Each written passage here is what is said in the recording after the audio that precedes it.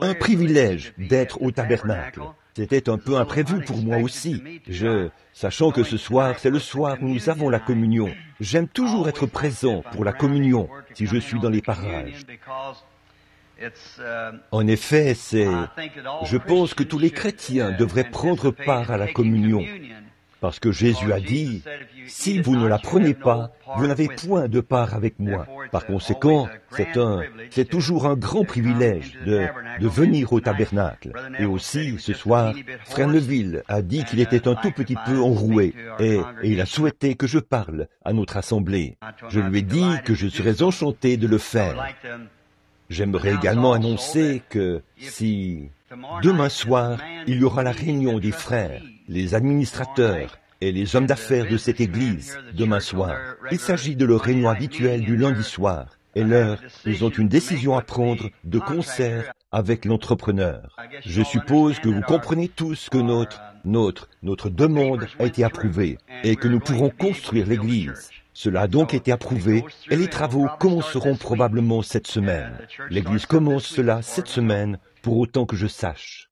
Notre demande a été rejetée ici à Jeffersonville, mais nous l'avons portée à Indianapolis, au niveau de l'État, et on nous a donné l'autorisation. Nous allons donc la construire. Ainsi donc, les travaux commencent peut-être cette semaine. On le saura après la réunion de demain soir. Alors, après la réunion de demain soir, s'il ne commence pas cette semaine, si quelque chose arrive et que l'entrepreneur ne peut pas commencer cette semaine, il va alors commencer la semaine suivante. Le week-end prochain, samedi soir, dimanche matin et dimanche soir de la semaine prochaine, samedi et dimanche prochain, si le Seigneur le veut, j'aimerais encore tenir une série de 3 réunions, comme nous l'avons fait il y a quelques semaines. Puis, après, ce sera samedi soir, puis dimanche matin et dimanche soir. Et là, ce sera le 13 et le 14 de ce mois. Par la suite, certains frères et moi, nous irons dans le Colorado après cela, pour une partie de chasse. Ensuite, nous reviendrons. Et le tabernacle, lorsqu'il sera terminé, si c'est la volonté du Seigneur, j'aimerais peut-être consacrer une semaine entière aux 7 sceaux de l'Apocalypse, avant de repartir dans des réunions. Juste avant, comme nous l'avons fait pour les 7 arcs de l'Église, les 7 sceaux feront maintenant suite à cela. Et probablement, dans les 2 ou 3 prochaines semaines, je pense, selon leurs prévisions, vu le nombre d'ouvriers qu'ils affecteront à cela, nous pourrons construire le tabernacle et le terminer en une dizaine ou une quinzaine de jours, quelque chose comme ça. Alors nous aurons des places assises ici pour accueillir environ 2 fois le nombre de gens que nous pouvons accueillir en ce moment, ou peut-être 3 fois plus. C'est pour cela que je dois attendre jusqu'à ce moment-là. En effet, la fois dernière, le samedi et le dimanche, c'était terrible. Vous savez, les gens étaient ici à 2 heures de l'après-midi pour prendre place dans le tabernacle, avant même que l'église n'ouvre ses portes. Le lendemain matin, à 5 heures, une infirmière qui habite à côté de chez moi et qui était passée par ici a dit, à 5 heures du matin, il y avait beaucoup de gens autour du tabernacle. Ainsi donc, quand les gens entrent et qu'il n'y a pas de place, ils se découragent et s'en vont. Et aussi ceux qui sont debout s'entassent et sont serrés les uns contre les autres dans les allées. Ils se sentent à l'étroit et tout. Je vois des femmes qui sont là debout, en sueur, vous savez, comme ça. Et cette transpiration qui dégouline. Un homme se lève pour céder sa place à une femme, puis il reste debout jusqu'à ce qu'il ait mal aux jambes, et quelqu'un d'autre lui cède la place. Et ainsi de suite, vous savez, ça fait pitié. Et il y a des mères qui ont de petits-enfants malades et tout. C'est terrible. Donc, nous essayons de mettre fin à cela maintenant en construisant un plus grand tabernacle. Et nous aurons un endroit agréable où les enfants, parfois, on est interrompus, comme quand les petits-enfants pleurent. Eh bien, nous aurons une salle pour cela, de sorte que quand les mères y vont, elles continuent de voir le déroulement du service et peuvent écouter la retransmission de cette salle.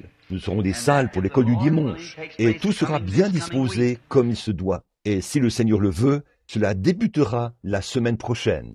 Vous avez voté en faveur de cela, unanimement, à 100%. Nous nous en sommes donc tenus à cela. Voyez-vous, l'Église est souveraine. Ce que dit l'Église, c'est ça qui tient. Ni les administrateurs, ni personne d'autre. Les administrateurs n'ont qu'une seule voix chacun. Le pasteur n'a qu'une seule voix. C'est l'Église. Voilà. C'est la démocratie de l'Église, la souveraineté de l'Église. L'Église tout entière se prononce. C'est tout. Et nous aimons cela. En effet, nous n'avons aucun évêque, aucune hiérarchie, aucun surveillant, ni rien, pour nous dicter ceci, cela ou autre chose. C'est le Saint-Esprit dans l'Église qui parle. J'aime ce règlement. Il est très bien. J'avais posé cette question. Aimeriez-vous attendre jusqu'à ce que nous ayons assez d'argent pour déménager le tabernacle et construire une grande église? Je l'avais adressé au conseil des administrateurs. Et les administrateurs n'ont pas pu régler la question. Ils m'ont alors chargé, en tant que surveillant général, de venir demander à l'Église. Alors j'ai dit, nous avons en ce moment suffisamment d'argent pour agrandir l'Église et l'aménager bien différemment de ce que nous avions.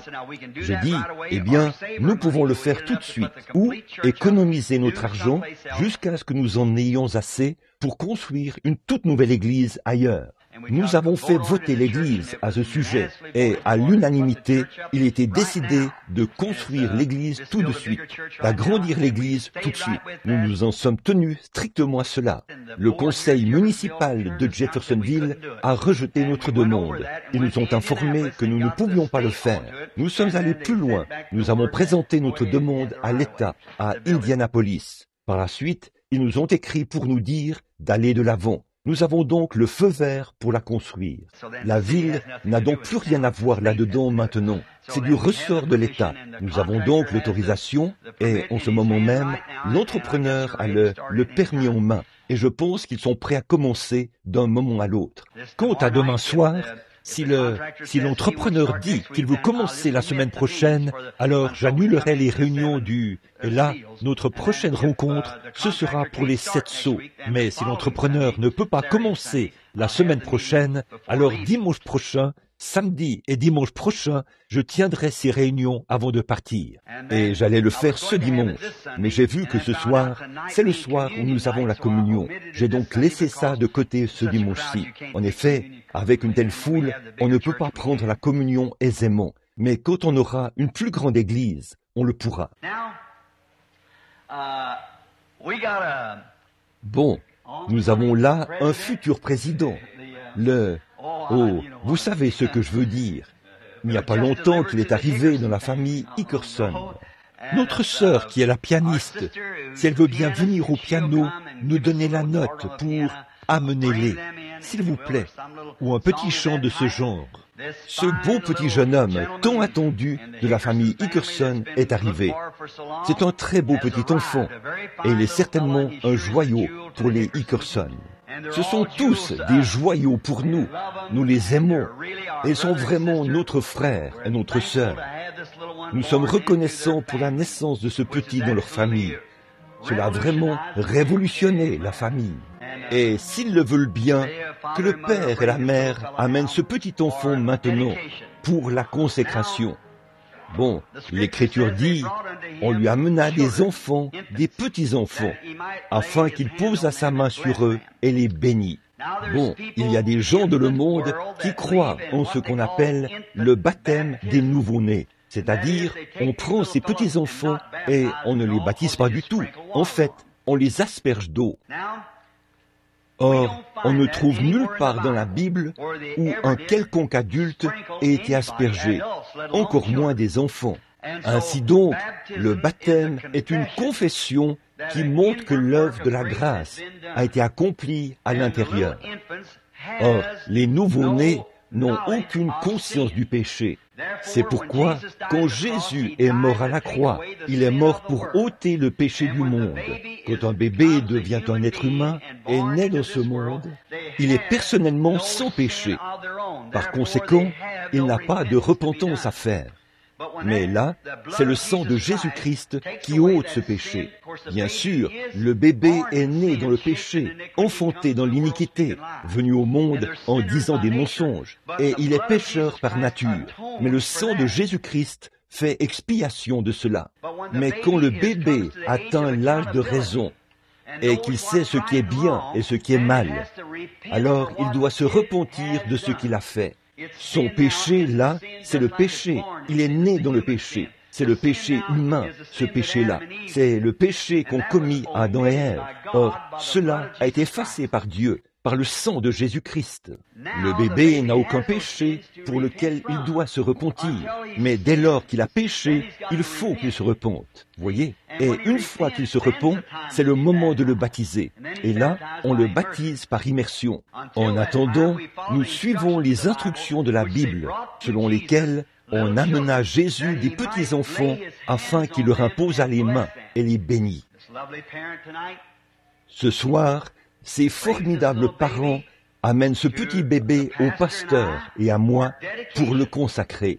Ils estiment qu'en le plaçant dans les mains des représentants de Christ, ils le placent dans les mains de Christ. Et par la foi, nous amenons le bébé à Dieu pour lui rendre grâce de l'avoir fait venir ici et nous demandons à Dieu de le bénir. C'est ce que nous appelons la consécration des nouveau-nés. Maintenant, vous savez comment je procéderai avec mes propres enfants. J'ai une petite fille dans la gloire ce soir. Elle avait été consacrée au Seigneur ici, devant l'autel. J'ai un petit garçon et une petite fille assis là-bas au fond. Ils n'ont encore jamais été baptisés. L'une a 11 ans, c'est Sarah. Je lui parlais de cela aujourd'hui, du baptême.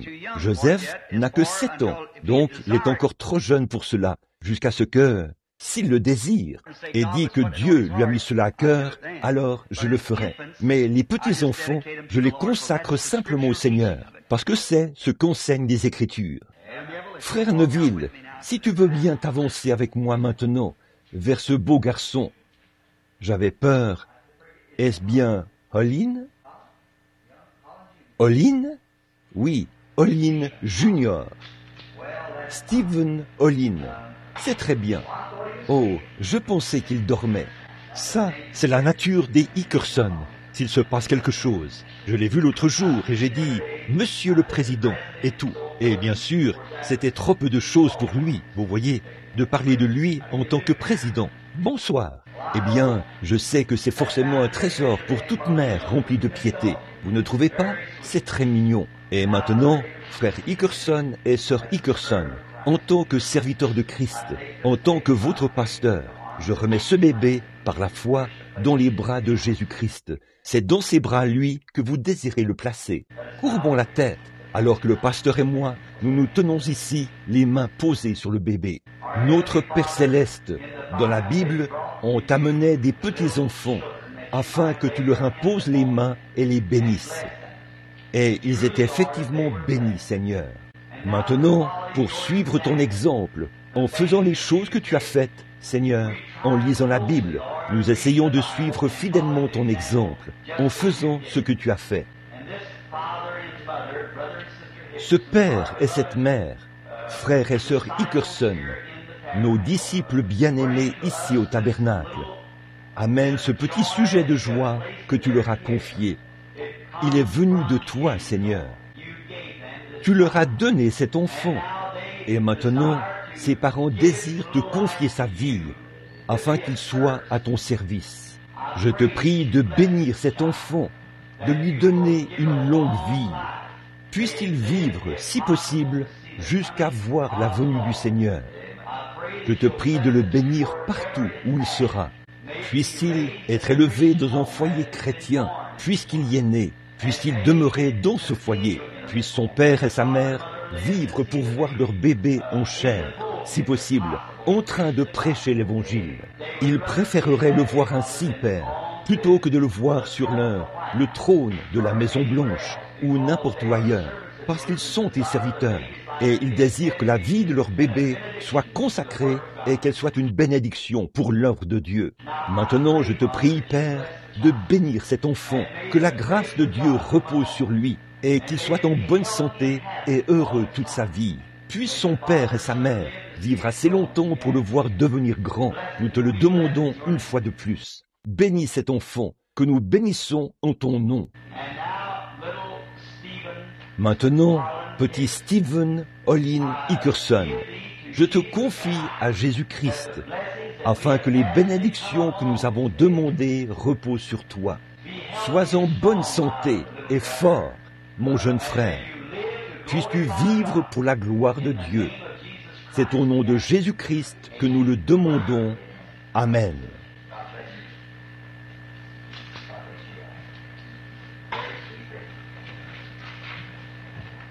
Que Dieu vous bénisse. Que Dieu vous bénisse tous.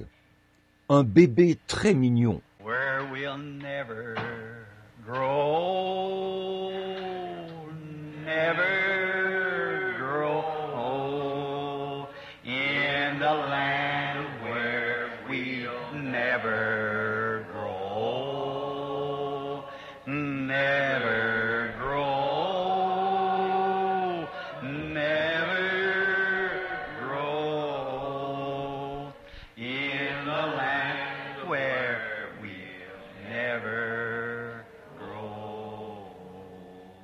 Ce sera merveilleux, n'est-ce pas? Les jeunes seront adultes et les vieillards seront jeunes.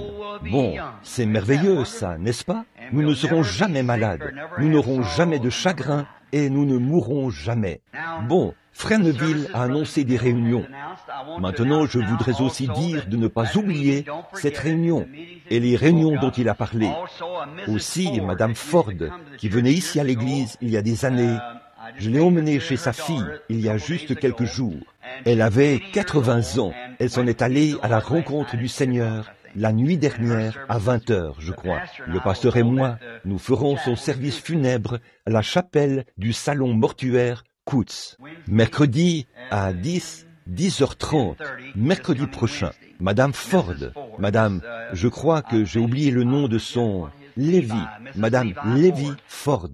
Nôtre, c'est la mère de Lloyd Ford, dont je parle dans mon livre, celui qui devait me léguer son costume d'éclaireur, dont je n'ai reçu qu'une jambe, c'est tout ce qui restait. Il s'agit donc de la mère de cet homme. Je l'ai emmenée là-bas l'autre jour et j'ai prié avec elle, cette pauvre femme âgée. Elle est maintenant allée à la rencontre du Seigneur Jésus. Bon, si le Seigneur le veut, j'ai quelque chose ici que je compte annoncer au sujet de la série de réunions, au cas où elles auraient lieu la semaine prochaine. J'ai mis cela ici, ou du moins, je pensais l'avoir fait. Il s'agit de ce dont je parlerai au cours de la série de réunions de la semaine prochaine. Si je pensais l'avoir mis dans ce livre. Je ne sais pas si je l'ai fait ou pas. Oui, voici, c'est ici.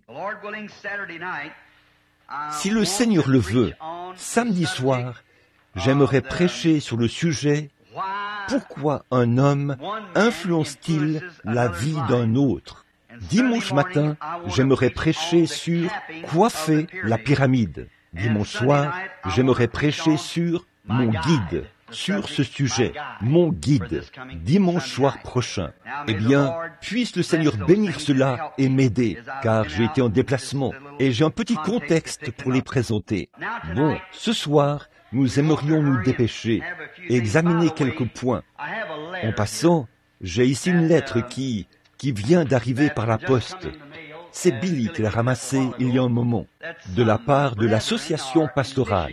Il est question de certains frères qui sont dans le Michigan et de beaucoup d'autres choses. C'est ce qui crée tant de confusion, vous voyez. En fait, il y est dit qu'il y a certains frères là-bas qui déclarent que je les ai envoyés là-bas.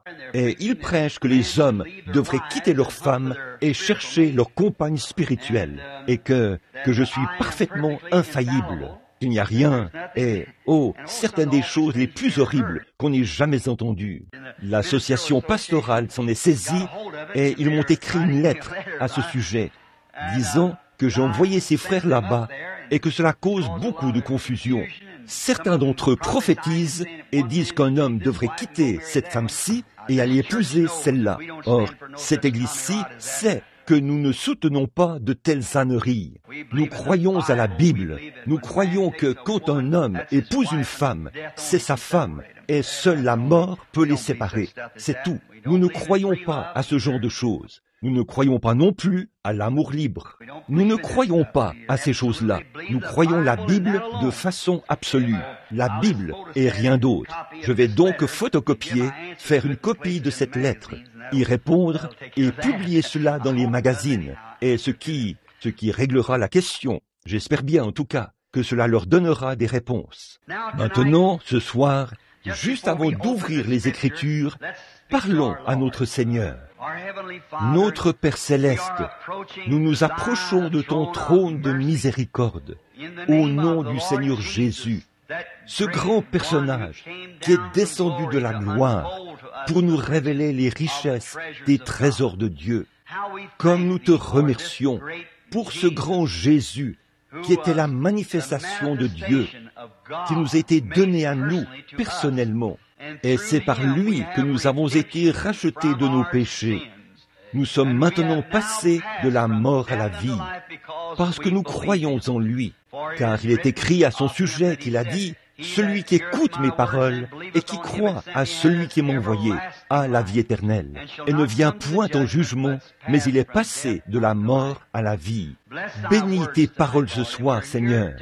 Nous sommes ici pour prendre la communion qui sera distribuée dans peu de temps. Des chrétiens, des concitoyens du royaume se rassembleront autour des autels. Et là, ils prendront ce que nous appelons la communion, un petit morceau du sacrement que tu nous as laissé, pour montrer que nous croyons que tu es mort pour nos péchés, que tu es ressuscité le 3e jour et que tu es vivant au siècle des siècles. Et cela, nous le ferons jusqu'à ton retour, selon l'ordre que nous avons reçu dans les Écritures.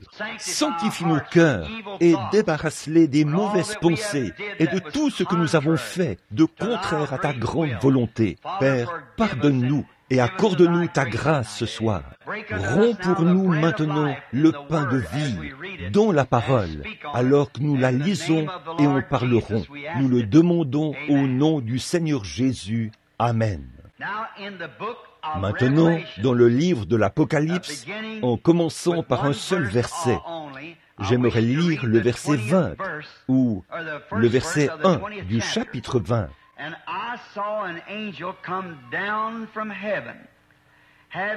Puis je vis descendre du ciel un ange qui avait la clé de l'abîme et une grande chaîne dans sa main.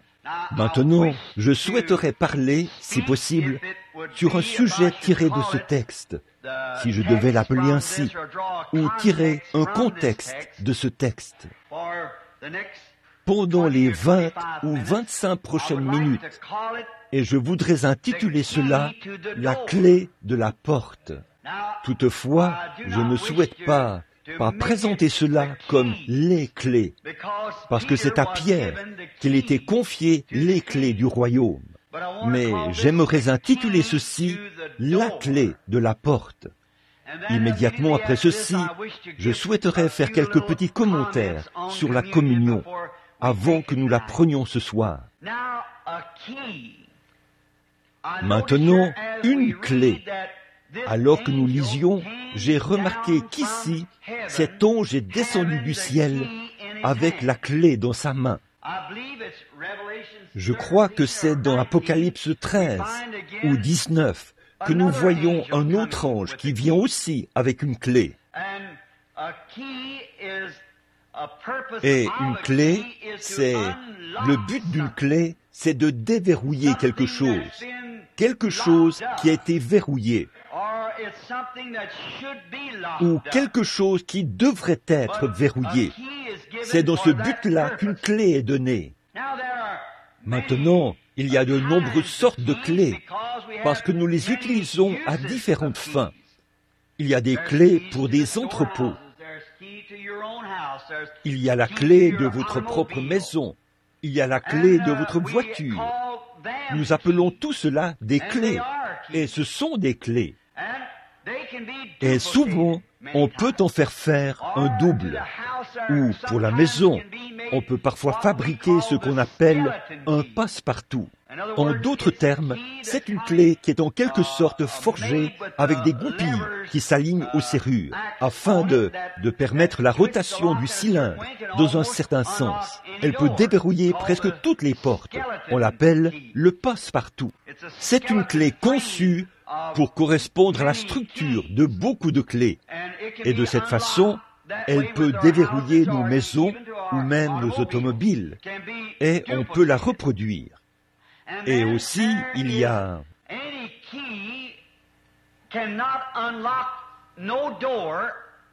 Aucune clé ne peut déverrouiller une porte tant qu'elle n'est pas maniée par une main. Il faut quelqu'un pour manier une clé.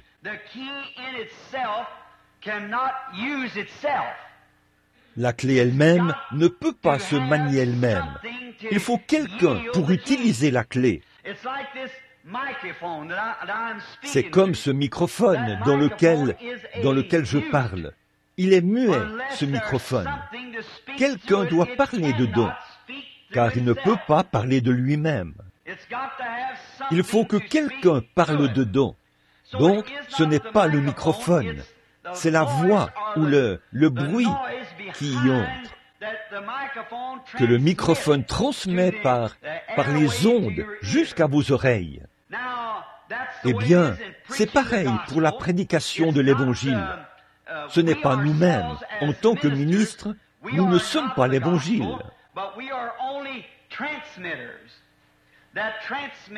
Mais nous ne sommes que des canaux de transmission, des agents humains qui transmettent la voix de Dieu aux auditeurs. C'est pareil pour une vision. Parlant de vision, je n'ai rien à dire à l'Église en ce moment. Mais si le Saint-Esprit me montre premièrement une vision, alors je transmets cette vision à la personne à qui elle s'adresse. Ce n'était donc pas moi. La vision n'était pas moi. C'est Dieu qui a donné la vision. Et j'ai servi de canal de transmission pour apporter aux gens le message contenu dans la vision. Maintenant, c'est pareil pour une clé. Excusez-moi. La clé doit être tenue par une main qui la manie pour déverrouiller la porte. Vous voyez, il faut une main. Eh bien, la clé dont je vais parler ce soir, il n'y a qu'une seule main qui peut la tenir. C'est la main de la foi. C'est la seule chose qui puisse tenir cette clé. Les mains tiennent d'autres types de clés. Mais pour celle-ci, il faut la main de la foi. Bon, prenons par exemple la clé de la connaissance. Eh bien, si un homme essaie d'accumuler des connaissances, voyez, là, il y a une clé pour cela. Cet homme doit faire preuve d'une certaine ouverture. Il doit assimiler ses livres et son apprentissage. Et il ne peut pas, personne ne peut apprendre à sa place. On peut l'enseigner, mais c'est à lui d'apprendre. Et la seule façon d'y parvenir, c'est d'en saisir la clé, ce quelque chose là, qui dévoile qui lui révèle la connaissance qu'il cherche. Il y a par exemple des gens qui cherchent à jouer du piano, ou de la musique. Ils ne savent vraiment pas comment s'y prendre. Mais ils pourraient aller là et le maître aurait beau leur donner cours après cours. Ils n'arriveraient jamais à apprendre cela. Ils n'arrivent simplement pas à saisir la clé de ce mystère. La manière dont le rythme et les sons de l'accord et tout s'harmonise. Il faut la clé. Les mathématiques, là aussi, il y a une clé pour les mathématiques. Et il faut savoir maîtriser cela. J'ai vu des hommes qui pouvaient prendre 4 rangées de chiffres et poser leurs doigts, chacun de leurs doigts sur une rangée de chiffres, puis aller jusqu'à 5 ou 6 rangées de chiffres, plus bas, comme ceci, et mettre la réponse au bout. Ils pouvaient calculer 4 rangées à la fois, en commençant de n'importe quelle rangée, de 1 à 9. Eh bien moi, j'ai du mal à calculer une seule rangée, à moins que j'aie assez de doigts et d'orteils pour compter. Pour calculer une rangée, je n'ai jamais pu trouver cette clé-là. Mais vous voyez, certains ont cette clé-là. Ils savent comment s'y prendre. Et il y a une clé pour la connaissance. Pour l'homme qui recherche la connaissance, il y a une clé pour la science, pour les recherches scientifiques. Maintenant, celle-là, c'est une grande clé. Les gens cherchent cette clé-là. Par exemple, il y a quelque temps, on a découvert l'atome, et on a su que les atomes existaient, et que les atomes pouvaient former des molécules et tout. Maintenant, on s'est lancé dans la recherche. Quelqu'un a cru que, puisque c'est l'atome qui maintient tout en place, si on pouvait faire tourner cet atome sur lui-même, cela permettrait de briser cet ensemble qu'il maintient. En fait, tout est maintenu par l'atome. Ça, nous le savons. Maintenant, ce poteau est maintenu par des atomes. Vous formez un tout grâce aux atomes. l'herbe, les arbres, tout est maintenu comme un tout par des atomes. Eh bien, si cet atome qui tourne à sens unique pouvait être fissionné de sorte à tourner dans le sens contraire, cela causerait alors des destructions. Et maintenant, de grands scientifiques ont cru que c'était possible. Alors, ils ont travaillé sans relâche. Ils ont consacré heure après heure, semaine après semaine, année après année. Et ils ont finalement maîtrisé cela. Je crois que c'était Thomas Edison, en ce qui concerne la lumière. On dit que cet homme savait qu'il pouvait arriver à produire de la lumière au moyen de l'électricité. C'est lui qui a inventé l'ampoule électrique. Il refusait même d'aller au lit le soir venu. Il prenait un sandwich à la main en guise de repas et restait là à réfléchir et à travailler. Quelque part, au fin fond de sa pensée, quelque chose lui disait qu'il pouvait y arriver. Qu'est-ce que c'est? C'est une clé qui peut ouvrir la voie. Il n'y a pas très longtemps, il y avait un homme qui croyait avoir du talent pour écrire des bandes dessinées. Il croyait tenir ses clés dans sa main. Il habitait dans le Kansas. Il est allé voir le rédacteur en chef du grand journal de Kansas City et lui a apporté certains de ses écrits. Le rédacteur en chef lui a dit « Monsieur, vous n'avez vraiment pas ce qu'il faut. Inutile pour vous d'essayer. Vous n'y parviendrez pas. » Mais cette réponse ne l'a pas satisfait. Il savait qu'il avait ce qu'il faut.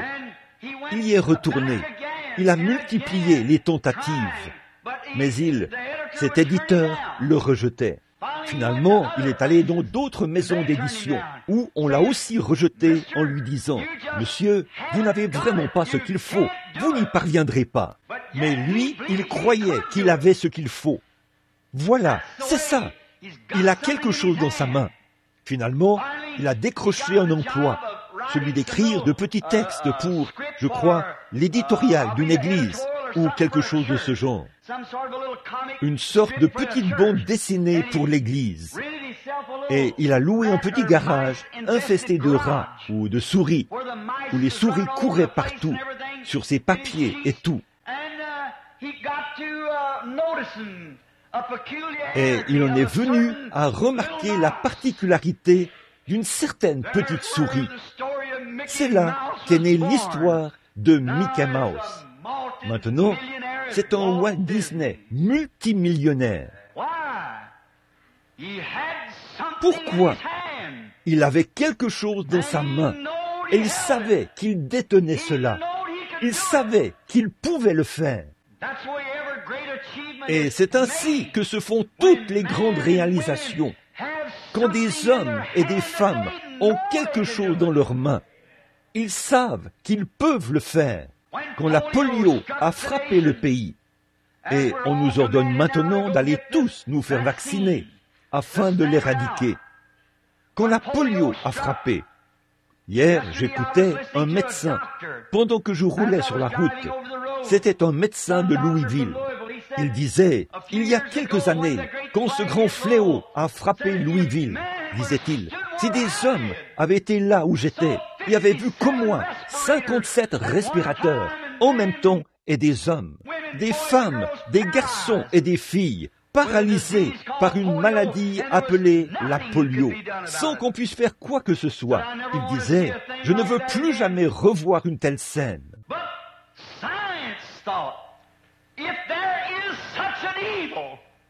Mais la science s'est dit, s'il existe un mal comme la polio, il y a sûrement quelque chose pour neutraliser cela. Ils se sont battus, les pompiers sont descendus dans les rues, les bottes aux pieds, ils ont sorti des chapeaux, ils ont quêté, ils ont quémandé, ils ont tout fait pour essayer de trouver la clé qui déverrouillerait la porte de la liberté.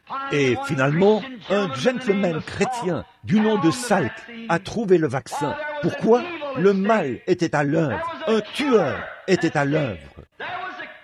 Il y avait quelque part une clé qui pouvait à nouveau déverrouiller la porte de la liberté pour l'homme. Et le vaccin Salk a été ce traitement extraordinaire. Oh, ce que la clé peut accomplir! Le vaccin a été produit. Et maintenant, on assiste à l'éradication de la polio grâce à ce vaccin, à cause des efforts inlassables, acharnés. Cette clé-là se trouvait quelque part. Il y avait quelque chose dont on pouvait se servir pour vacciner. Et ils étaient déterminés à trouver cela. Et s'il existe un mal, comme la polio, la diphtérie, la variole, la fièvre jaune, le tétanos, le trismus, et ainsi de suite. Ces maux que la science a pu combattre, jour et nuit, jusqu'à ce qu'il trouve un vaccin contre chacun d'eux, parce que c'est un mal, c'est quelque chose qui tue. À combien plus forte raison y a-t-il une clé pour le salut d'un homme qui est dans la prison du péché? Il existe une clé pour cette porte-là, afin de libérer les hommes de cela. D'habitude, une clé, eh bien, elle sert à verrouiller la serrure. Et quand vous trouvez une clé, c'est qu'il y a un trésor, quelque chose qui en vaut la peine. Sinon, on ne le verrouillerait même pas. Quand ça ne vaut pas la peine d'être verrouillé, on ne s'en occupe pas. Mais quand ça en vaut la peine, on verrouille. Donc, une clé sert généralement à atteindre quelque chose, ou c'est un moyen d'accéder à quelque chose qui en vaut la peine. C'est à cela que sert une clé. Elle va donc déverrouiller quelque chose qui en vaut la peine. Maintenant, nous lisons dans Jean chapitre 10, où Jésus dit, « Je suis la porte de la bergerie. Je suis la porte. » Pas une porte, la porte, l'unique porte. Je suis le chemin, l'unique chemin, la vérité et la vie. Et nul ne vient au Père que par moi. Je suis la porte de la bergerie. Et tous ceux qui sont venus avant moi sont des ennemis, des voleurs et des brigands. Il est la porte de la bergerie. Il est la porte du salut. Il n'y a sous le ciel aucun autre nom qui ait été donné par lequel vous deviez être sauvés. C'est uniquement par le nom de Jésus-Christ.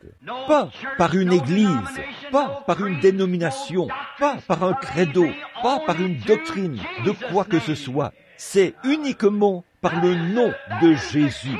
C'est ça là. C'est ça, la clé. Pas étonnant que Pierre ait utilisé l'une d'elles le jour de la Pentecôte. Il voulait savoir comment entrer par cette porte. Il a utilisé la clé. Et il n'y a qu'une seule clé. Parce qu'il n'y a qu'une seule porte. Je suis la porte.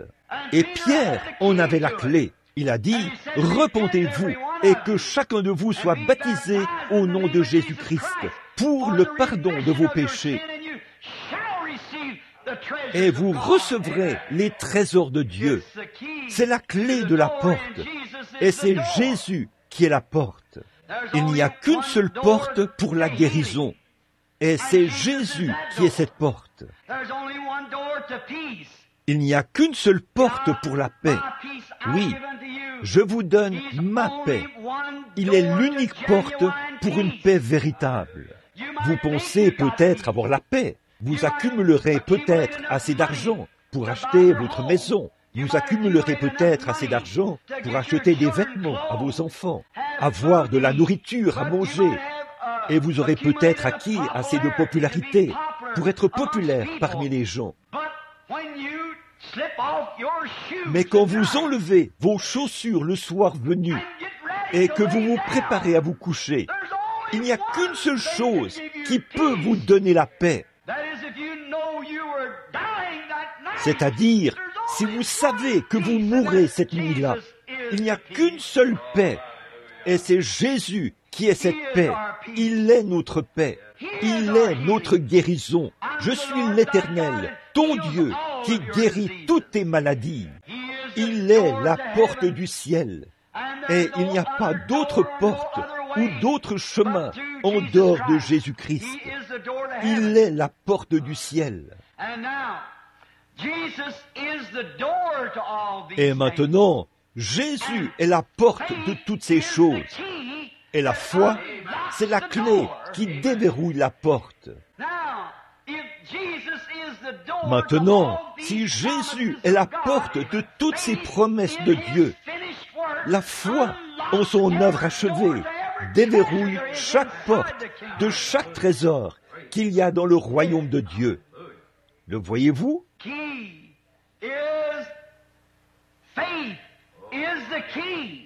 La clé, c'est la foi, c'est la clé qui déverrouille chaque promesse qu'il a faite. C'est ce que fait la clé de la foi en son œuvre achevée. C'est de ces clés-là que nous parlons. Maintenant, dans Hébreux chapitre 11, j'ai écrit ici une longue liste de ces héros de la foi. C'était la clé de la porte qui avait fermé la gueule des lions. C'était cette clé, la foi, qui avait ouvert les prisons. C'était la foi, la clé de la foi, qui avait éteint la puissance du feu, fait échapper au tranchant de l'épée, ramené les morts à la vie. C'était la foi, la clé de la foi dans le Dieu vivant. Cette main, cet homme, cette femme qui peut saisir cette clé de la foi, peut déverrouiller chaque promesse que Dieu a faite. Mais si vous n'avez pas cette clé, vous ne faites que tâtonner. Vous n'allez jamais la déverrouiller. Vous allez vous échiner à le faire. Parce que cette clé, pour toute clé bien faite, il y a des goupilles à l'intérieur de la serrure. Il faut une certaine forme. Ces clés doivent avoir une certaine structure pour enclencher ces goupilles. Et une seule petite goupille désalignée fait paralyser tout le système. C'est pourquoi je crois au plein évangile, à chaque parole de Dieu, qui déclenche la puissance de Dieu, qui fait descendre ses bénédictions sur les gens. C'est ça, la clé de la porte. C'est elle qui déverrouille cela. Oh, ces grands héros, ces prophètes et ces grands hommes de la Bible, ils avaient cette clé. C'est pour cela qu'ils pouvaient fermer la gueule des lions, éteindre la puissance du feu, échapper au tranchant de l'épée, ramener les morts à la vie et faire toutes sortes de miracles.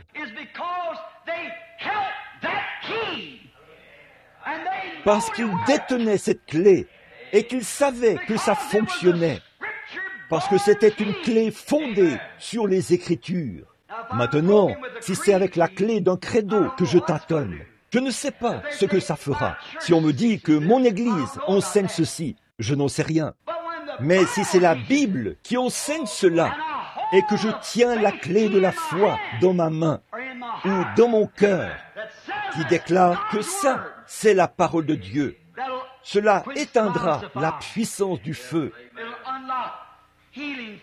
Cela déverrouillera la guérison pour les malades. Cela déverrouillera le salut pour les perdus. Je dois m'approcher de la porte, car tout est en son nom. Quoi que vous fassiez, en parole ou en œuvre, faites tout en son nom, sachant que la clé que vous avez, c'est la foi, parce que c'est une clé scripturaire. Or, si c'est une clé de credo, une clé de dénomination, je ne sais pas ce que ça fera, mais si c'est une clé scripturaire, elle déverrouillera, parce que Dieu l'a dit. Maintenant, oh, pas étonnant qu'ils aient pu arrêter la puissance du feu et tout. Ils avaient la clé. Au premier signe de tête de Dieu, adressé à l'un de ses prophètes, rien ne pouvait les arrêter. Ils n'avaient pas besoin de faire comme il le fait parfois avec moi, de marteler cela à plusieurs reprises. Et avec vous peut-être. J'espère que non. Mais quant à moi, il me dit continuellement, va faire ceci. Puis on avance en trébuchant. Ensuite, va faire cela, puis retourne et refais-le. Tu ne l'as pas fait correctement. Juste un petit signe. Il leur suffisait d'avoir le sentiment que l'Esprit leur disait « c'est ce qu'il faut faire ». Et rien ne les arrêtait. Père, ils ont fermé la gueule des lions. Ils ont échappé au tranchant de l'épée. Ils ont éteint le feu. Ils ont tout fait. Juste un petit signe de tête de Dieu. Parce qu'ils tenaient la clé dans la main. Cette grande foi. Ils ont fait des choses pour Dieu. Parce que rien ne les arrêtait. Oh, comme c'est glorieux. Comme la fois où un jeune homme est allé voir un vieux frère qui était un saint homme, un vieux prophète de Dieu. Il avait entendu cet homme témoigner constamment, parler constamment de la bonté de Dieu, de ce que Dieu était, de ce que Christ était, et il en parlait sans cesse. Finalement, ce jeune homme allait être ordonné dans le ministère. Alors, il est allé voir ce vieux sage, et il lui a dit, « Monsieur, j'aimerais vous poser une question. » Il a dit, « Vas-y, jeune homme. » Il a dit, « Est-ce que Christ représente vraiment autant pour vous que vous le dites ?» Il a dit, « Il représente beaucoup plus pour moi que tout ce que mon souffle me permettrait d'exprimer. » Voilà. Qu'était-ce? Il avait trouvé la clé.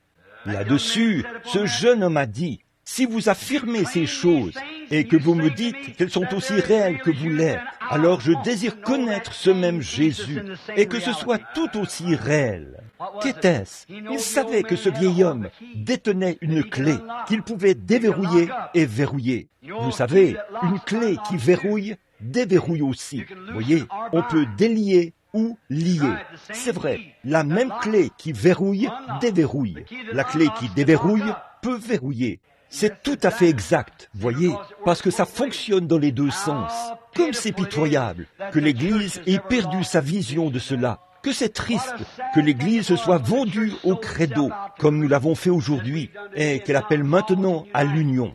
Nous voyons que la grande hiérarchie romaine et les autres auront une rencontre. Là, ils vont changer certains programmes.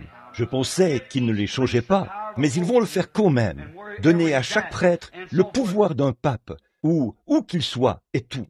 Que c'est pitoyable que l'Église se soit vendue au dogme plutôt qu'à la parole. Voyez, c'est là qu'ils ont abandonné la clé, exactement là. C'est la raison pour laquelle on ne voit pas de grands miracles et des signes parmi les gens aujourd'hui, comme autrefois. Ils ont perdu la clé. Oui, ils connaissent la porte.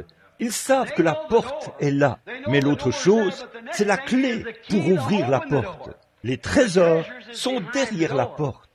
Ils sont enfermés, cachés à l'incroyant. Mais le croyant qui a la foi et qui peut prendre la clé de la foi, il peut déverrouiller ses portes. Oui, monsieur. Une fois, il y a de cela quelques années, il y avait un frère missionnaire qui sentait qu'il avait un appel pour l'Afrique. C'était un jeune homme.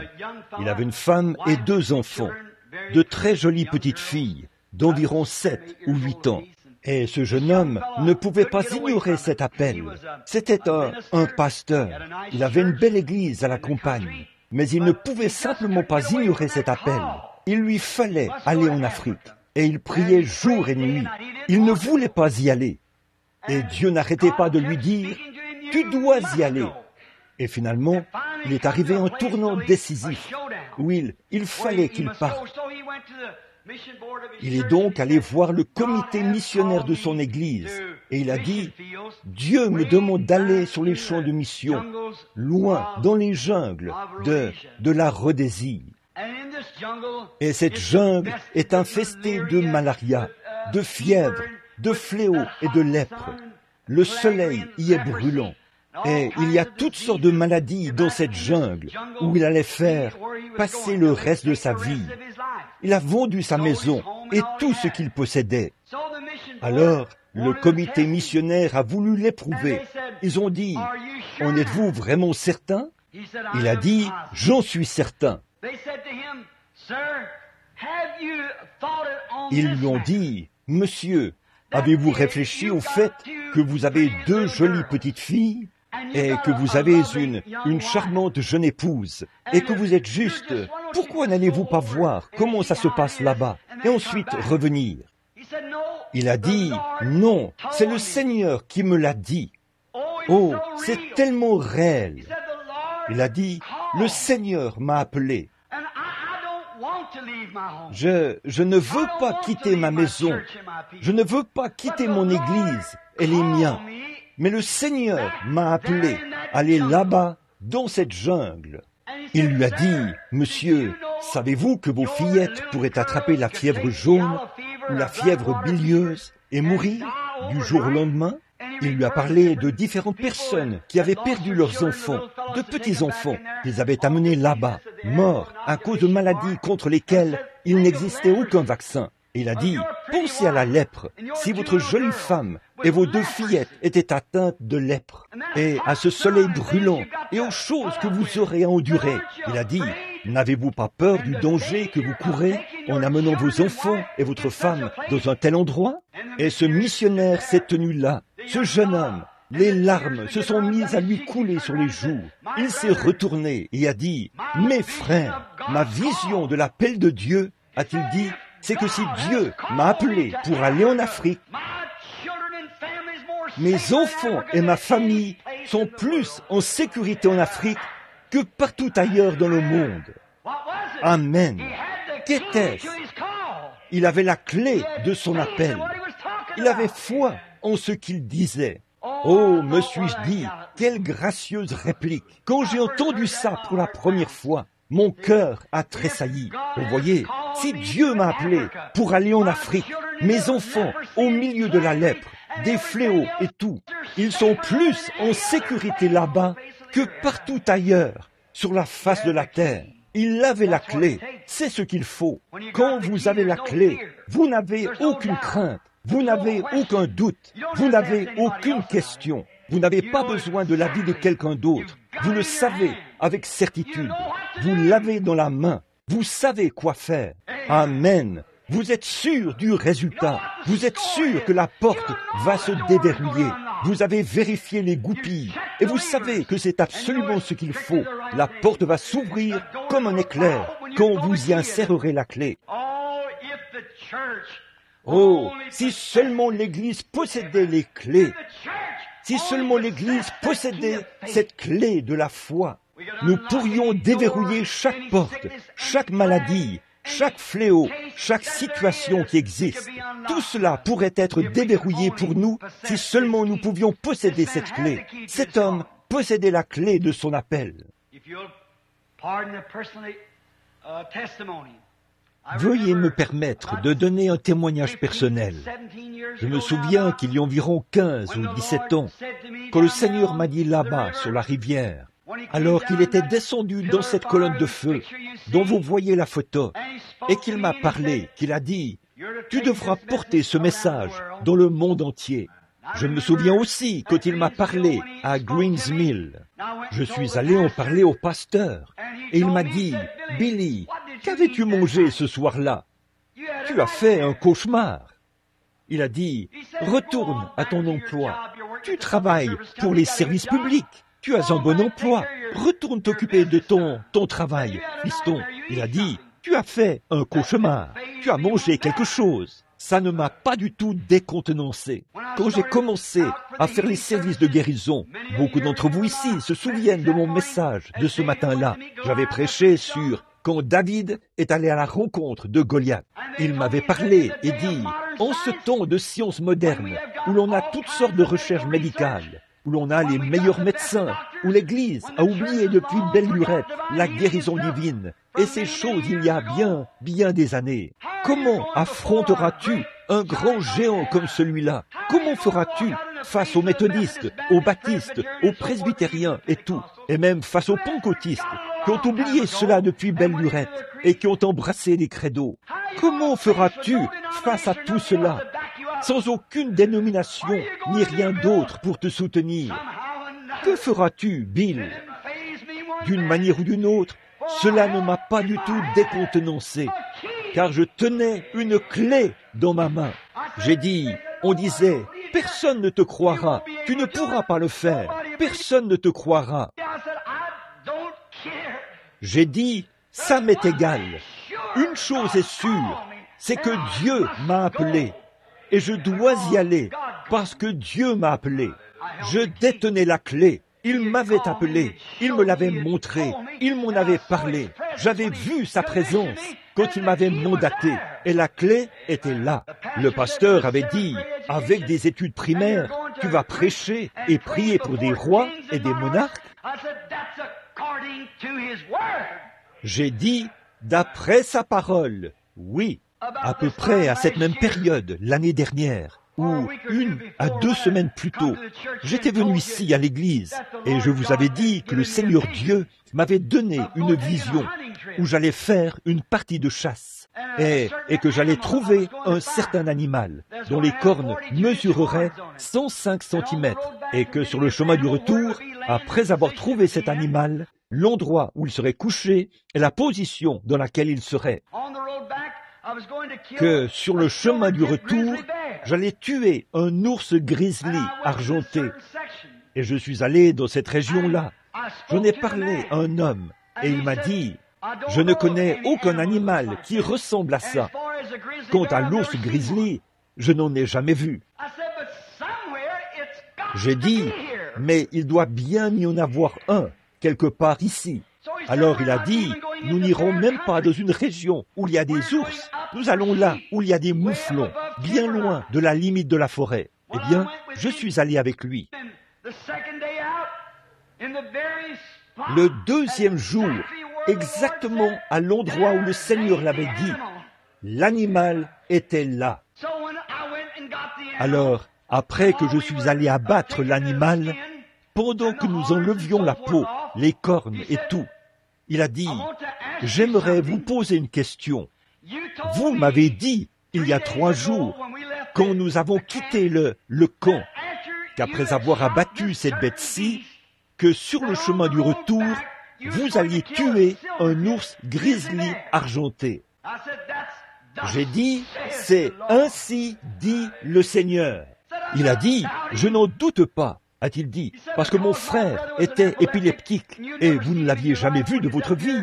Quand vous êtes venu ici une fois, vous m'avez dit que ce garçon allait être guéri, que j'aurais fait une certaine chose. Et il a été guéri. Il a dit, mais frère Branham, j'aimerais vous poser une question, a-t-il dit. Je peux voir très loin, depuis cette montagne, jusqu'à la limite de la forêt, où il y a ces chevaux. Et il n'y a rien là. Il n'y a pas un brin d'herbe, pas une seule pierre. Il n'y a rien. Il y avait du lichen de caribou qui fait environ 5 cm de haut, au-delà de la limite de la forêt, et qui s'étend sur plus d'1 kilomètre au-delà de la limite de la forêt. Il a dit, où sera cet ours? J'ai dit, Dieu est Jéhovah Jireh. S'il m'a dit qu'il y aurait un ours là, il y en aura un là. En descendant de la montagne, chaque fois que nous nous avancions d'environ 800 mètres, il disait, « Frère Branham, il est temps que cet ours apparaisse. » Je disais, « Ne t'en fais pas, il sera là. » Et quand nous étions pratiquement à 500 mètres de là où se trouvaient les chevaux, nous avions dû nous reposer de nouveau à cause des lourdes cornes et autre chose que nous portions sur notre dos. Il a de nouveau regardé autour de lui et j'ai vu son visage lorsqu'il me regardait, comme si au fond de son cœur, il se posait des questions. Vous voyez, il avait espéré qu'il serait là, mais il n'avait pas la clé. Mais d'une manière ou d'une autre, par la grâce de Dieu, il ne m'a jamais fait défaut.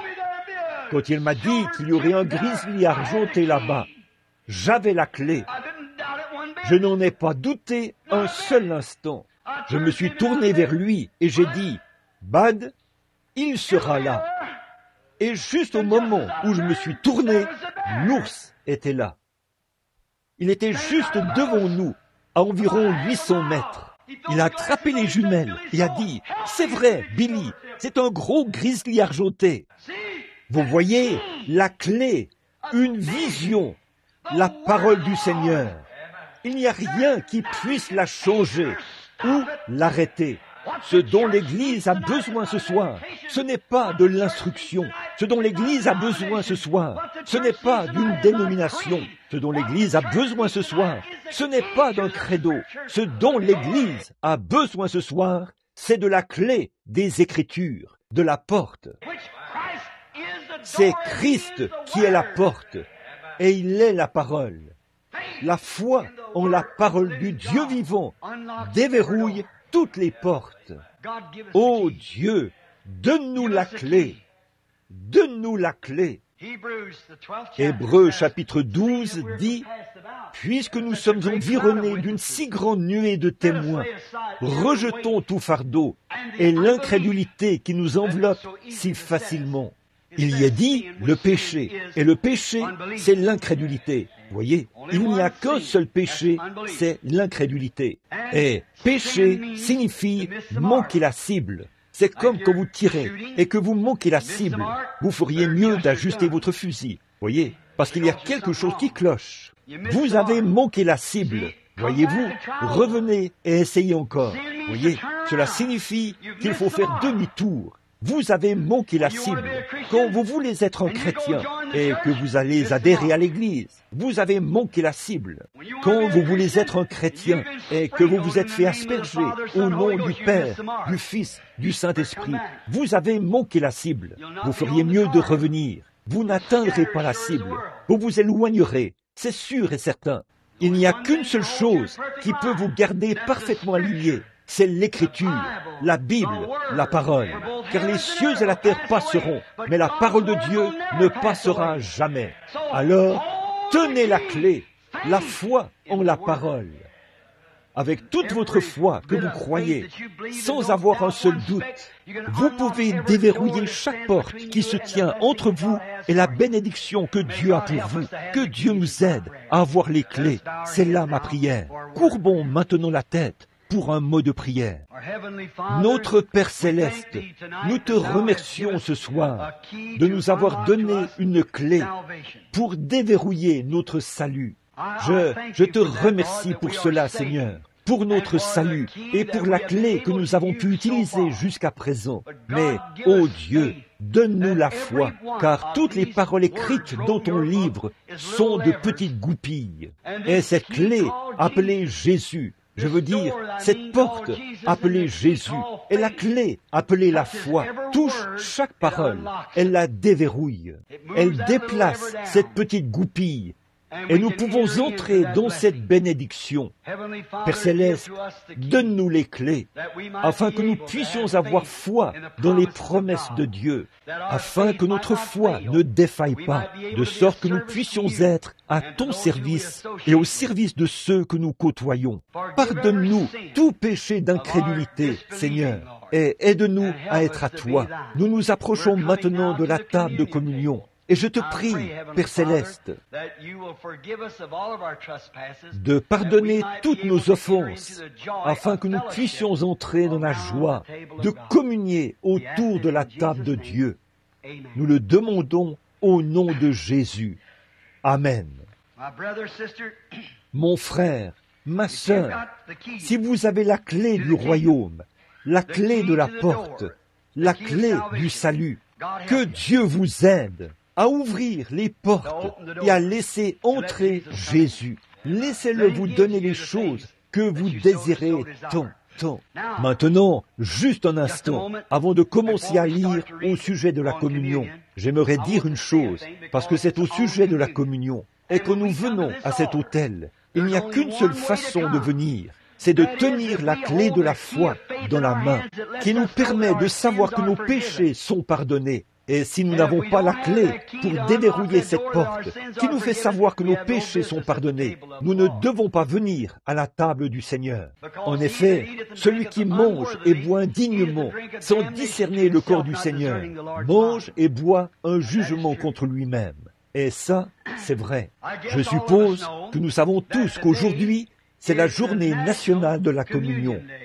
C'est le jour où toutes les églises prennent la communion. C'est la journée nationale de la communion dans tout le pays.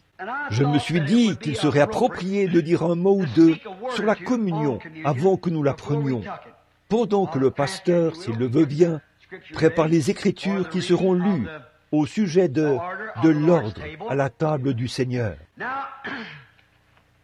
Maintenant, cette communion, bon, je ne prendrai qu'une dizaine de minutes. La communion que nous nous apprêtons à prendre a fait l'objet de plus de contestations que toute autre doctrine de la Bible. C'était l'objet de l'un de leurs premiers désaccords dans l'Église primitive. Et aujourd'hui, les protestants, tels que les épiscopaliens et les méthodistes, et beaucoup d'églises protestantes, accepteraient volontiers la doctrine catholique romaine, s'ils pouvaient surmonter l'obstacle de la communion. Mais ils acceptent que les prêtres puissent se marier et exercer le ministère.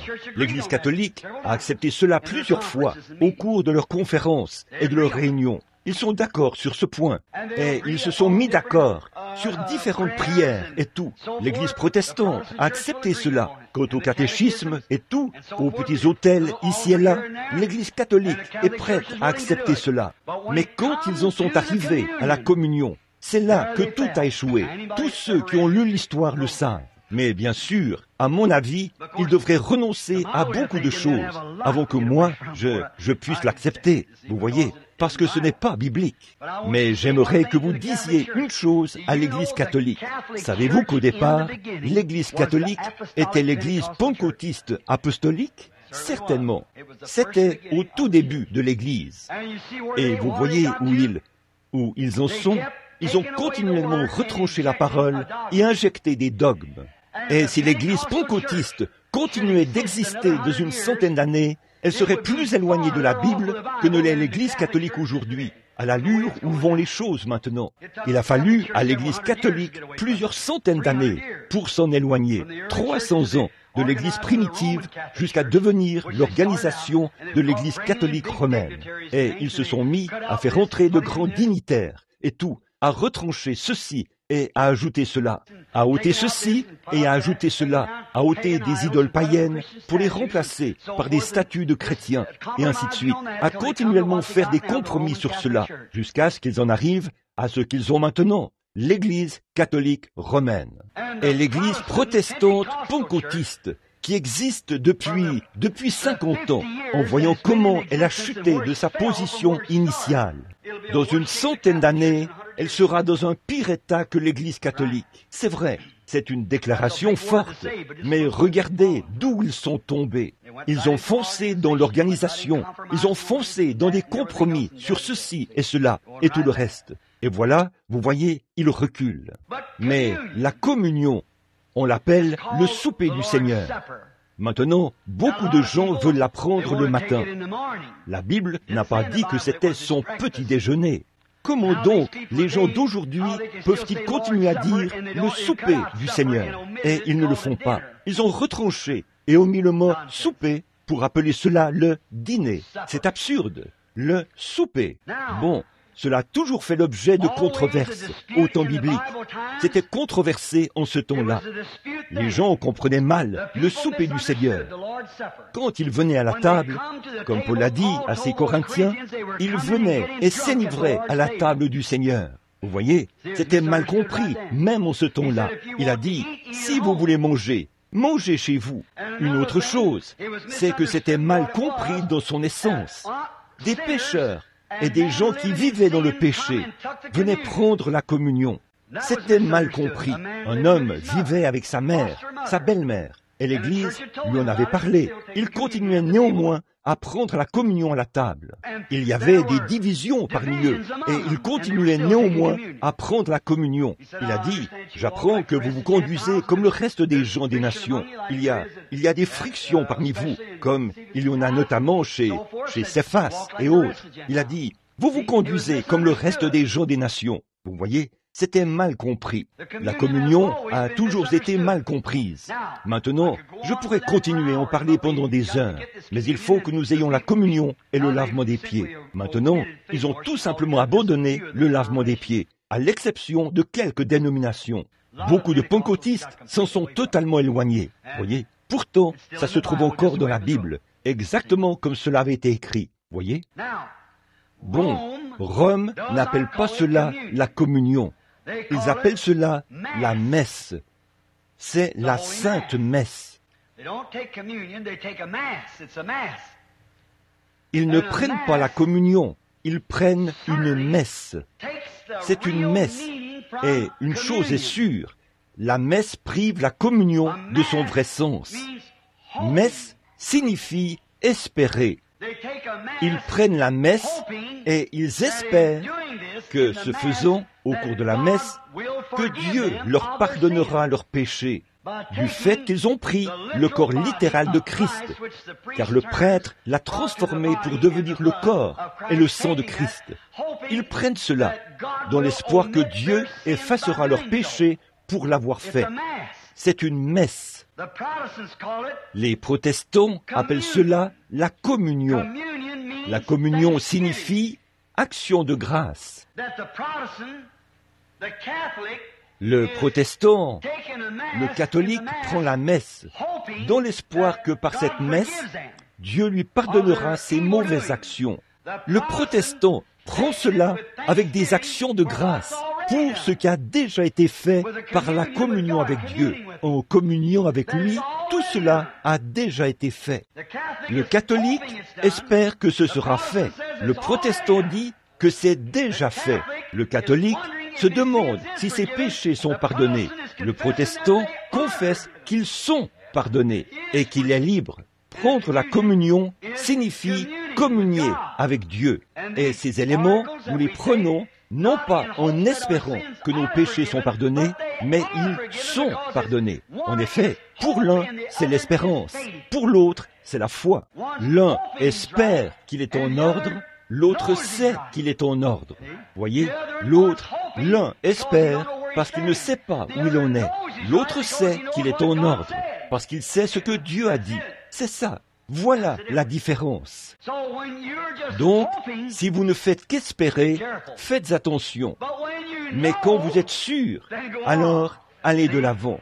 Voyez, vous êtes alors en communion avec Dieu. Le protestant sait, il dit qu'il est pardonné, et il le sait. Le catholique va à la messe, il espère qu'il sera pardonné. Voici ce qu'il en est. L'un est un mendiant. Il espère que tout ira bien.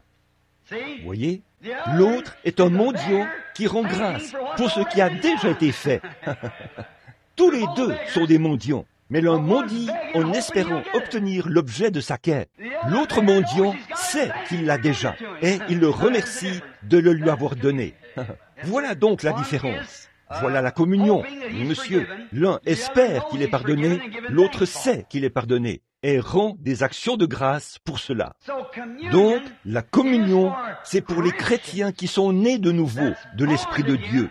Naître de nouveau ne signifie pas nécessairement que vous avez le Saint-Esprit. Là, maintenant, souvenez-vous, pourtant, beaucoup enseignent cela. Je ne connais personne qui l'enseigne de cette manière, comme l'a dit le vieux frère Argenbright l'autre soir ici, à la chaire. Voyez, mais la nouvelle naissance n'est pas le baptême du Saint-Esprit. On ne peut pas prouver cela par l'Écriture. Je ne le pense pas, voyez, de mon point de vue. Voyez, je crois qu'on est de nouveau, et c'est la raison pour laquelle j'utilise le mot baptême au nom de Jésus-Christ, mais pas pour la régénération. Bon, l'Église pentecôtiste unie, baptise au nom de Jésus-Christ pour la régénération. Je ne crois pas cela, et ils peuvent le faire s'ils le veulent, mais je crois que Pierre a dit, repentez-vous, premièrement. L'eau ne pardonne pas les péchés. L'Église de Christ le prêche ainsi. Mais je crois que la repentance, une tristesse selon Dieu. Se repentir signifie faire demi-tour, revenir. Vous avez manqué la cible. Recommencer à nouveau. Il faut faire cela premièrement. Et votre baptême d'eau n'est qu'une confession extérieure de quelque chose qui s'est produit à l'intérieur de vous. Vous avez accepté Christ comme votre sauveur. Je suppose qu'il n'y a que les membres de l'Église ici ce soir, pour autant que je sache. Je ne suis pas ici assez souvent pour savoir qui la fréquente ou pas. J'ai été un peu critiqué ici, il n'y a pas longtemps, pour avoir baptisé un homme ici dans le baptistère. un vieil homme. J'étais allé le voir. C'était un brave vieillard. J'ai eu le privilège de conduire toute sa famille à Christ. Ce sont tous des chrétiens. Ce vieil homme était un vieillard sympathique. Et je l'aimais bien. J'étais donc allé le voir et je lui avais dit, « Papa, pourquoi ne deviens-tu pas chrétien ?» Il m'aime bien. Il a dit, « Frère Branham, je deviendrai chrétien quand je serai une bonne personne. » J'ai dit, « Je vais te dire quoi faire, papa. Cherche jusqu'à ce que tu trouves là où tu seras assez bon, puis indique-moi ce lieu. J'aimerais y aller aussi. » J'ai dit, Christ n'est jamais venu sauver des hommes bons, il est venu sauver des hommes mauvais. Quand vous pensez que vous êtes bon, alors il n'est pas venu vous sauver, il est venu sauver ceux qu'il considère comme mauvais. Voyez, Christ est mort pour sauver les pécheurs. Voyez, et j'ai dit, papa, regarde, voici ce qu'il en est. Il a dit, eh bien, je fume des cigarettes. J'ai dit, je ne vais même pas en parler. Il a dit, j'ai essayé d'arrêter cela, frère Branham. J'ai dit, très bien, nous n'allons pas parler de cigarettes. Il a dit, eh bien, quand je pourrai. J'ai dit, ne dis plus rien à ce sujet, laisse cela de côté. J'aimerais te poser une question. Il a dit, très bien, quelle est-elle? J'ai dit, crois-tu qu'il y a un Dieu? Il a dit, certainement, je le crois. Il a dit, je le crois aussi fermement que vous, je pense, frère Branham. J'ai dit, crois-tu que ce même Dieu a croisé sa lignée, qu'il était fait chair et qu'il a habité parmi nous en la personne de Jésus-Christ afin de sauver l'homme? Il a dit, oui, je le crois, et qu'il est mort pour sauver des pécheurs comme toi et comme moi. Voyez? Oui, je le crois. J'ai dit, maintenant, voici ce qu'il en est. Là, nous sommes tous dans un grand bâtiment où nous sommes en prison. Et je ne peux pas me tenir dans ce coin-ci et dire, ceci m'aidera à sortir de prison. Ou me tenir dans ce coin-là et dire, cela m'aidera à sortir de prison. Nous sommes tous dans le même pétrin. Chaque homme qui est né dans ce monde est né dans le péché, enfanté dans l'iniquité, venu au monde en disant des mensonges. C'est un renégat au départ. Quelqu'un m'a posé une question l'autre jour. Il a dit, frère Branham, est-ce qu'il y aurait une différence entre Adam et Ève et leurs enfants aujourd'hui s'ils étaient tous nus et qu'ils marchaient dans... Est-ce que leur corps serait identique? J'ai répondu, non monsieur, nous rentrions de la chasse aux écureuils, frère Fred, moi et un groupe d'autres personnes. J'ai répondu, non. Il ne serait pas identique. Il a dit, vous voulez dire qu'Ève ne serait pas une femme comme ses filles et qu'Adam ne serait pas un homme comme ses fils? J'ai dit, à bien des égards, mais pas sur tous les plans physiques. Il a dit, quelle serait la différence? J'ai dit, ils n'auraient pas de nombril. Ils ont été créés. C'est vrai, ils n'étaient attachés à rien. Tant que cela se trouve sur tout ce qui naît dans ce monde, cela montre que c'est un renégat au départ. C'est vrai. J'ai dit, bien sûr, il y a une différence. Ils n'auraient pas de nombril. Ils n'étaient attachés à aucune femme.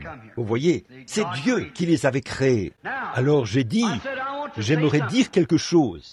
De tous ceux qui sont dans cette prison, qui est saint? Qui est celui qui n'est pas né par le sexe? Qui est celui qui peut aider l'autre, peu importe qui il est? Nous sommes tous dans la même prison, mais Dieu est devenu l'une de ses créations.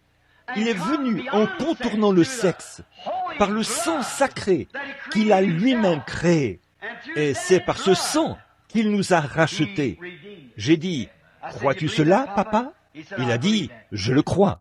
J'ai dit, Christ est mort pour les hommes mauvais comme toi. Maintenant, il n'y a qu'une façon d'y arriver. Il n'y a rien que tu puisses faire. Il t'offre cela. Tu ne peux pas le mériter. Tu ne peux rien faire pour avoir cela. Il te le donne, c'est tout. Veux-tu accepter ce qu'il a fait pour toi, pour éviter l'enfer? Il a dit, je l'accepte.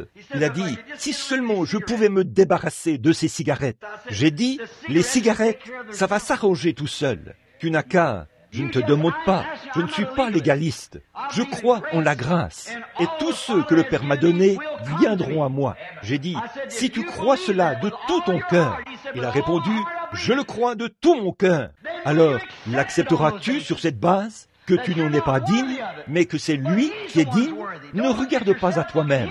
Regarde-le, lui, parce que tu ne peux rien faire pour toi-même. regarde celui qui a fait quelque chose pour toi. Qu'en est-il de lui? Oh, a-t-il dit, il est digne. J'ai dit, c'est ça, accepte donc ce qu'il te donne. Il a dit, je l'accepte.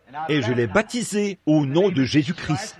Et il est sorti d'ici et a allumé une cigarette. Il y a quelques semaines, je suis allé chez lui. Une nuit, j'ai eu une vision d'un arbre toujours vert qui avait été coupé et renversé. J'ai vu des planches clouées dessus. Juste à côté de la dernière planche, il y avait une planche remarquable. Et en dessous de cette planche, juste vers son bout, qui se terminait comme ceci, l'arbre s'était brisé juste à cet endroit-là. Et une voix a dit, ça aurait dû être toi, ou plutôt, ça aurait pu être toi. Et Papa Cox est tombé. Il s'est brisé le dos, ici. Puis, le lendemain matin, on lui a apporté ses cigarettes pendant qu'il était au lit. Et l'envie l'avait quitté. Il y a des semaines de ça. Il n'en a pas goûté une seule. Il n'en veut même plus, ni rien. Voyez, je l'ai vu il y a quelque temps. Lui, dont les mains étaient toutes brunes, il y a quelques semaines, à cause de la cigarette. Maintenant, il ne supporte même pas qu'il y en ait une près de lui. Commencez par le commencement. N'essayez pas de devenir bon. Vous êtes mauvais au départ et vous n'y pouvez rien. Il y a une ligne de séparation et tous les êtres humains sont de ce côté-là. Bon, quand je suis né dans ce monde, c'est par les liens sacrés du mariage entre mon père et ma mère. Elle avait dans son utérus un ovule et mon père avait dans ses glandes une cellule sanguine. Ma vie provient de cette cellule sanguine, pas de l'ovule de ma mère, mais de la cellule sanguine de mon père. Quand cette cellule sanguine s'est retrouvée à l'endroit pour rencontrer l'ovule, suite à cette rencontre, Dieu a ordonné à la nature de me donner un corps. C'est là que j'ai pu naître dans la race humaine, que l'occasion m'a été donnée de devenir une personne intelligente, comme le sont les êtres humains. C'est alors que je peux conduire une automobile, ou que je peux faire des choses comme le font les êtres humains. Marcher, parler, conduire une automobile, et ainsi de suite. Cela m'a été donné parce que je suis né dans la famille humaine, et que j'ai reçu le pouvoir, par l'intelligence, d'être un être humain.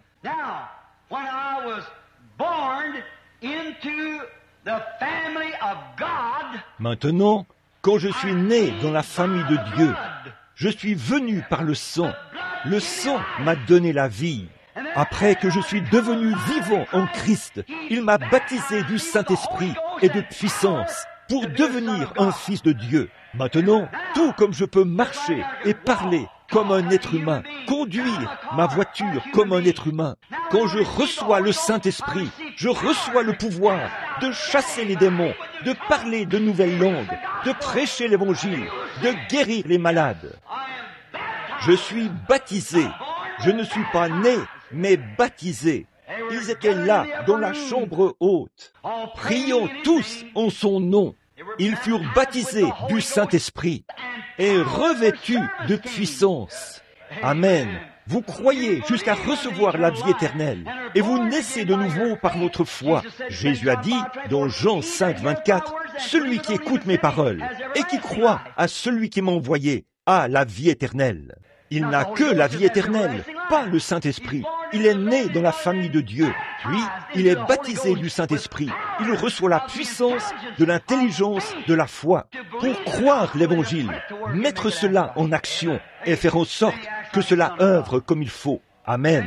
C'est là qu'il agit comme un fils de Dieu. C'est là qu'il peut chasser les démons. Jésus a dit, « Voici les signes qui les accompagneront. » Voyez, en mon nom, ils chasseront les démons, ils parleront de nouvelles langues, ils saisiront des serpents, ils boiront des breuvages mortels. Voyez-vous, il reçoit du Saint-Esprit la puissance pour accomplir ces choses. Eh bien, quand il devait partir, il a dit, « Il vous est avantageux que je m'en aille, car si je ne m'en vais pas, le Saint-Esprit ne viendra pas. » Voyez, et quand il sera venu, il convaincra le monde en ce qui concerne le péché. Il enseignera la justice, et vous annoncera les choses à venir. Ce sont des visions. Il prendra ce que je vous ai enseigné et vous le révélera. Les paroles mêmes pour lesquelles il est venu. Personne ne peut comprendre la parole sans avoir reçu le baptême du Saint-Esprit. Et quand quelqu'un prétend avoir le baptême du Saint-Esprit et qu'il conteste la vérité de la parole, il y a quelque chose qui cloche. Paul était un critique du Nouveau Testament. Ce n'était pas... Le Nouveau Testament n'avait pas encore été écrit. Paul était un critique du christianisme. Saul.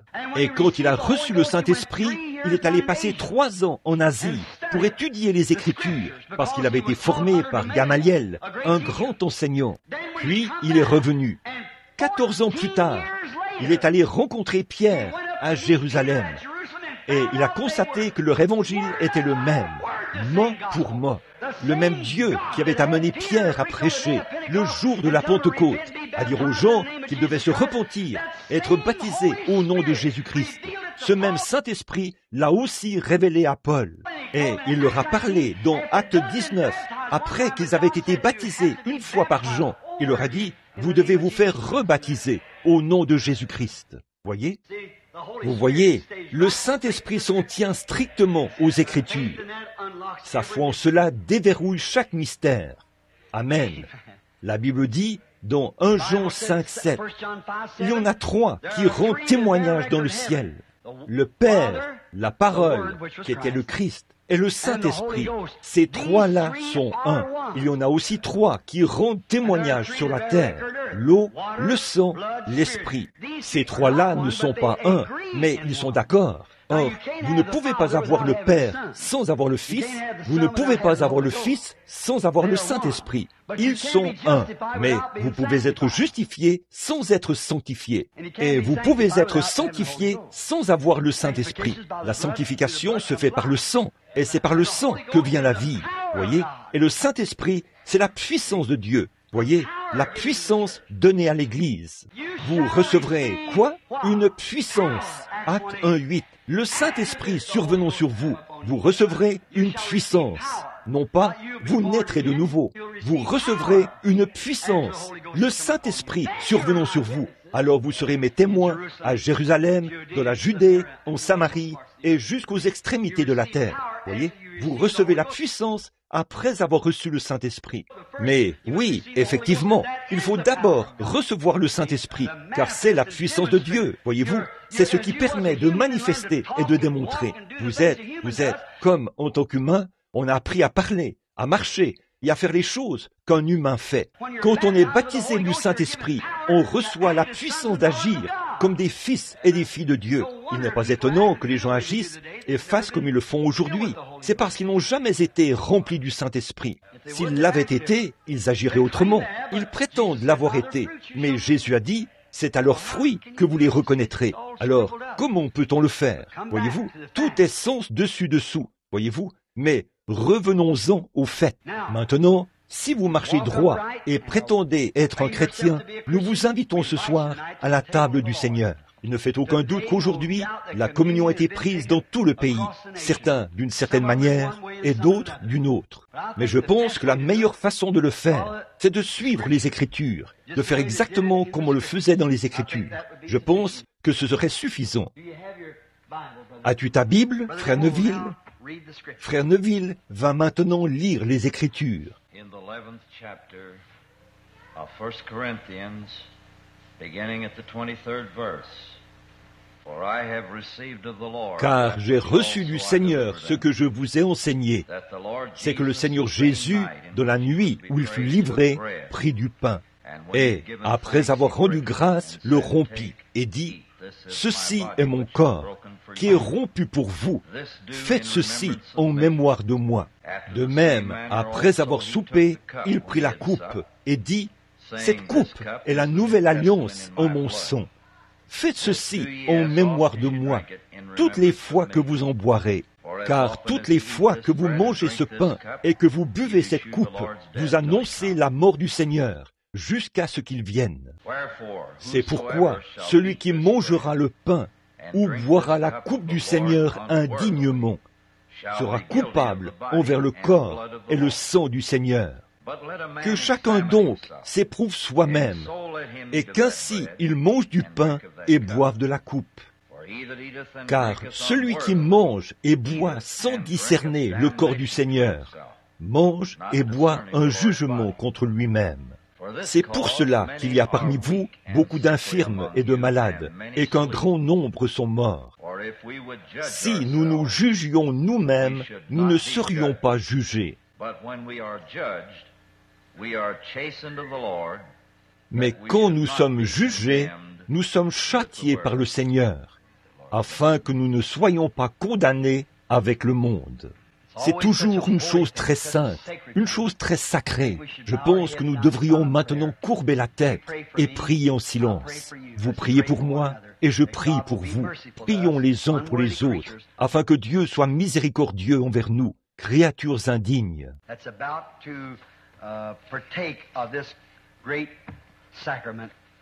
Qui sommes sur le point de participer à ce grand sacrement en mémoire de la mort de notre Seigneur.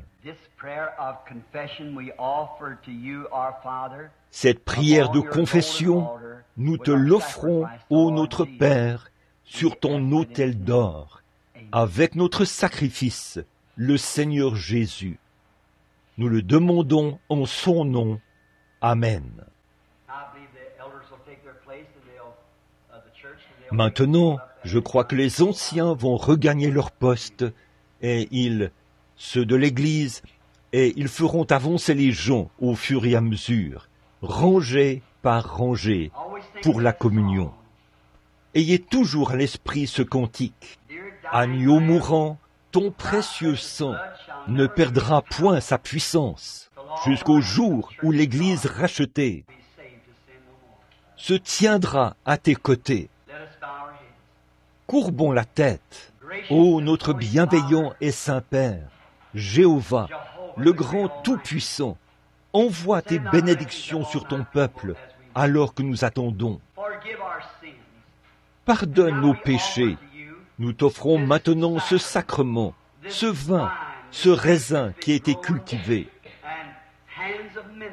et que les mains des ministres ont écrasé. Cela a été transformé en vin pour servir à ce pourquoi nous te l'apportons maintenant, pour représenter pour nous le sang de notre Seigneur Jésus-Christ.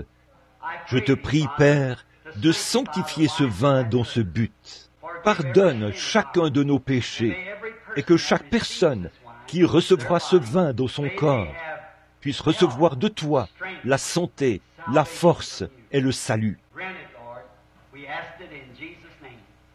Accorde-le, Seigneur. Nous te le demandons au nom de Jésus. Amen. La Bible dit que quand il a rompu le pain et qu'il l'a béni, il a dit « Prenez et mangez, ceci est mon corps qui est rompu pour vous. Faites ceci en mémoire de moi. » Quand nous prenons ces petits morceaux de pain cachère, fait sans levain, ce pain qui est fait par des chrétiens, c'est fait ainsi parce que cela représente le corps de Christ. Nous avons appris que ce sont les disciples du temps de Christ ou du temps de l'Église qui avaient pris ces morceaux pour préparer le souper lors du dernier souper de Christ. Et tout au long de la Bible, ce sont les disciples qui servaient ces choses aux gens. Et aujourd'hui, ce sont les disciples des temps modernes, nos frères de cette Église, les disciples de cette cause, qui servent les gens. Ils prendront ces morceaux et les donneront aux gens. Et maintenant, quand vous recevez ce pain, souvenez-vous que ce pain représente l'agneau. Il y a de nombreuses années, quand l'agneau d'Israël avait été rôti au feu et qu'on l'avait mangé avec des herbes amères, le peuple avait été fortifié.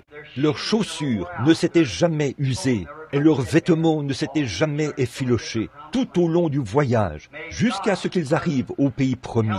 Que Dieu nous garde en bonne santé, heureux, à son service, jusqu'à ce que nous arrivions au pays promis qu'il nous a donné. Prions. Bienveillant Père Céleste, alors que j'ai parlé ce soir de ce corps saint et sanctifié de notre Seigneur, en qui habitait la plénitude de la divinité, Quand je pense à ce corps qui a été cinglé et brisé, et au sang qui a coulé, à son dos et à ses côtes, qui brillaient par suite des coups de fouet qu'il avait reçus partout dans le dos, quand je pense que c'est ce que ce pain battu et rugueux représente, tout cela est ravivé dans notre cœur, Seigneur. Nous déposons notre cœur sur ton autel ce soir. Pardonne-nous, ô Dieu. Puisse ce pain qui était rompu, alors qu'il entrera dans la bouche de tes serviteurs, puisse-t-il reconnaître que c'est ton précieux corps qui avait été meurtri et blessé, et que c'est par tes meurtrissures que nous sommes guéris. Accorde-le, Seigneur. Sanctifie ce pain cachère, afin qu'il serve son but. Nous le demandons au nom de Jésus. Amen. Attendez un instant. It is not closed communion. Every Christian believer is welcome to the table of the Lord to have this fellowship with us.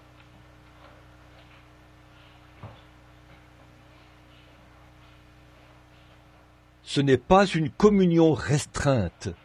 Chaque croyant chrétien est le bienvenu à la table du Seigneur pour avoir part à cette communion avec nous.